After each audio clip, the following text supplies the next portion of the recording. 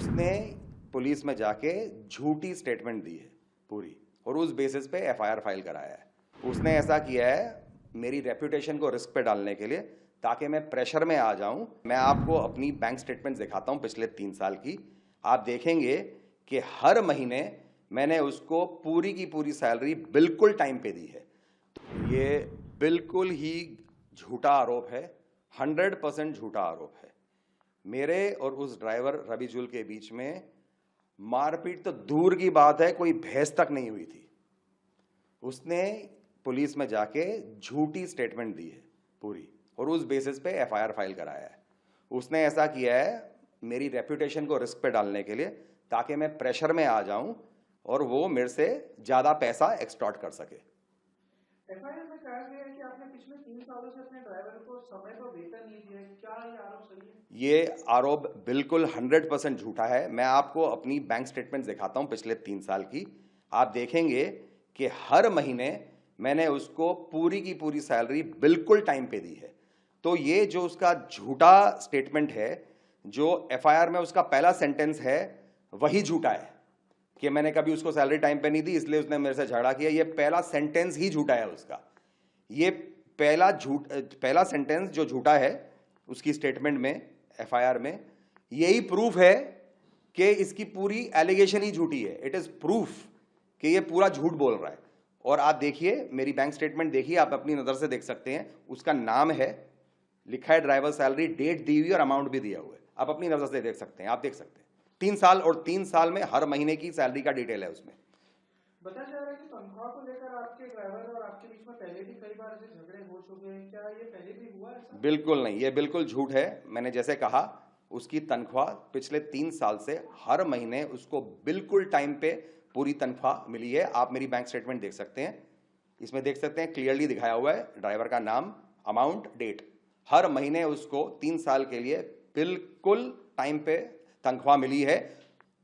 ऊपर से उसको एडवांस दिया गया है। मैंने उसको कई बार सैलरी से ज्यादा एडवांस दिया है। ये है तो इस आदमी की विशियसनेस देखा आप देखो, इसके झूठ बोलने की कैपेसिटी आप देखो जरा।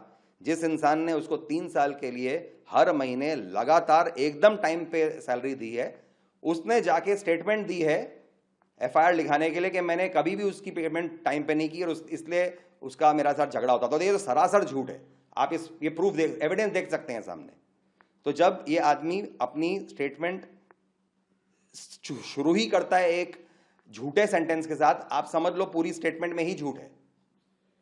इसकी ये एक मैलिफाइड इंटेंशन है। इसका मोटिव है पैसे ऐंठना। ये एक्सटॉर्शन रैकेट है और कुछ नहीं। तो इसने ये सैलरी को बस एक मुद्दा बनाया, क्योंकि उसको कुछ मुद्दा बनाना था और ये दिखाना था कि कुछ तो झगड़ा हुआ, तो इसलिए उसने ये सैलरी का मुद्दा उठाया है। तो पुलिस ने आपको पूछताछ के लिए कब बुलाया है एंड पुलिस की जांच में आप कितना सहयोग कर रहे हैं? हाँ, मैंने जाके अपनी स्टेटमेंट सबमिट कर दी है पुलिस में। मैं आपको स्टेटमेंट की कॉपी दिखा देता हूँ। मैंने स्टेटमेंट दी है, उन्होंने स्टैम्प करके साइन करके एक्नॉलेजमेंट मुझे दे दी है। और स्टेटमेंट में भी मैंने यही सब बोला जो मैंने आपको बताया। मैंने उनको बता दिया कि ये इंसान ने इसने झूठी स्टेटमेंट दी है आपको, और झूठी स्टेटमेंट के बेसिस पे इसने एफआईआर लिखाया। और झूठी इतनी है कि सफेद झूठ है, यानी 100% झूठ है, उसमें कुछ भी सच्चाई नहीं है। मेरा उसके साथ मारपीट तो दूर की बात है, कोई बहस भी नहीं हुई थी। उसने ये मुद्दा बनाया है मेरे पे प्रेशर डालने का, पैसा एक्सटॉर्ट करने का। मैं आपको पुलिस में दी गई स्टेटमेंट और ये सारे एविडेंस जो मैंने आपको दिखाए, मैंने पुलिस को भी दिखाए हैं। तो अब आप इस मामले में क्या कदम उठाने वाले हैं? क्या आप कानूनी कार्रवाई करेंगे बिल्कुल, या कोई समझौता करने वाले हैं? बिल्कुल भी कोई समझौता नहीं होएगा, क्योंकि ये एक्सटॉर्शन रैकेट का जो ट्रेंड है ना, ये हमारे देश के लिए बहुत ही डेंजरस है, और खास करके बॉलीवुड पर्सनालिटीज के लिए, क्योंकि हम थोड़े नॉन फेस होते हैं, हम एक सॉफ्ट टारगेट होते हैं। तो ये जो एक्सटॉर्शनिस्ट हैं, इनको हमको रोकना पड़ेगा।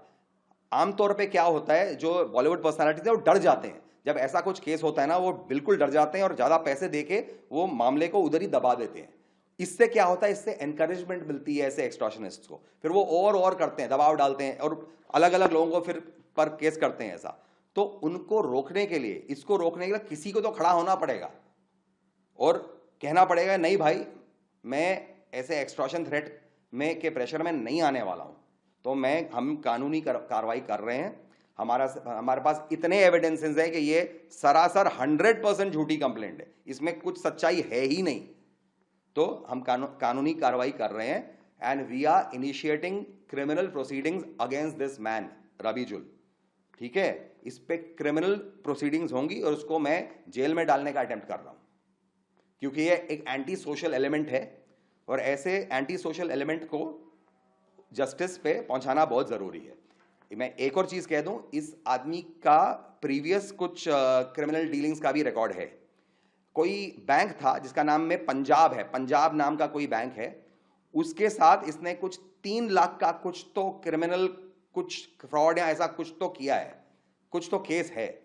इसको पुलिस उठा के लेके गई थी और कोर्ट में भी प्रोड्यूस किया था इसको, इस केस में जो इसने पंजाब नाम के किसी बैंक के साथ कुछ तो क्रिमिनल इसने केस कुछ किया है, कुछ क्रिमिनल एक्टिविटी की है वहां, जो पुलिस उसको उठा के ले गई थी और उसको कोर्ट में भी प्रोड्यूस किया था। तो इसका एक क्रिमिनल बैकग्राउंड है।